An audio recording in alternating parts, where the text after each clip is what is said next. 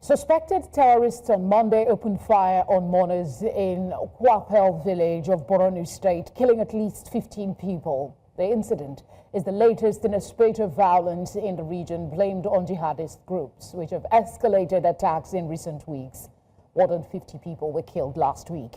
Fighters from Islamic State West Africa province stormed the village near the town of Chibok on several motorcycles, opening fire on residents who had gathered to mourn the death of a community leader in the village. The Nigerian military has now appointed a new commander for its fight against insurgency in the northeast after renewed attacks in the last 4 months that have killed several civilians and soldiers in the region. Major-General Abdulsalam Abubakar becomes the 15th commander in the fight against Boko Haram and ISWAP insurgency in the northeast. News Center's correspondent Umaru Kirawa joins me now to provide update on the situation. Hello, Umaru. What more can you tell us about this tragedy? Yes, it's an unfortunate tragedy that people of Borno State continue to witness in recent times after their renewed hope of improved sense of security, safety, and so on and so forth.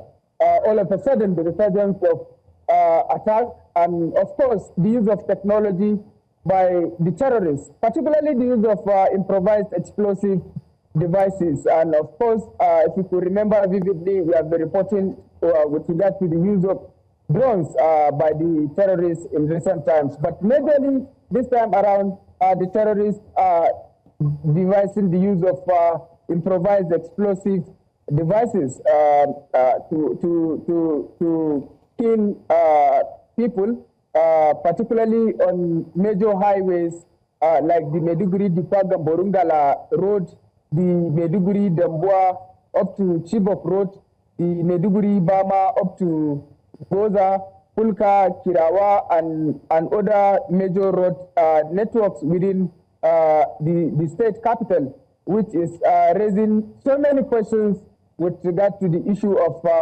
safety, issue of security in the northeast, and of course in the Lake Chad, because so many atrocities continue to happen in communities. Some of them largely unreported because of the inaccessibility nature of the road to some of these localities. But it's really unfortunate that we are witnessing the resurgence of attacks in Borno State. Yeah, Umar, I do worry about the lack of access to some of these communities. So there is a speculation that the scale, just like you alluded to, might be higher of attacks than is being reported. The governor, some time ago, raised the alarm, weeks ago actually, that the worst days were returning, seeming to come back in full circle. Would you agree there is some retrogression in the fight against the insurgency and insecurity in Borno State? And is there perhaps some hope with the emergence of a new army chief? Well, there is a hope, but I believe, and that is the major belief of so many people, including some experts which I was able to speak with, there is really a need for change in strategy, change in tactics, particularly with regard to the operations of the military. Major successes have been recorded. Over 300,000 terrorists have surrendered with their families and loved ones, and they are with the government, you know. And a lot really need to be done to cater to these people, which there is issue of overstretched facilities. There is issue of serious concerns with regard to even their means of sustainability, means of survival, providing means for them to sustain themselves, and of course, tackling those in the bush. People in Borno are saying that the military really need to embrace offensive now, since these people are really creating serious havoc to them. The military need to take the war to them. And some people are saying that even if they take the war to them, one major problem is the issue of porous border. And another problem that will further compound this situation is the relationship between Nigeria and Niger.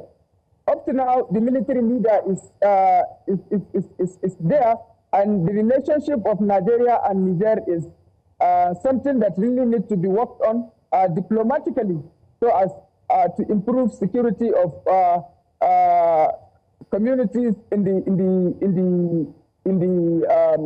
border areas. All right, Umaru, thank you very much for the update. I wish we had more time. I do have more questions for you, but hopefully we can speak again soon. Thank you for speaking with us. Thank you.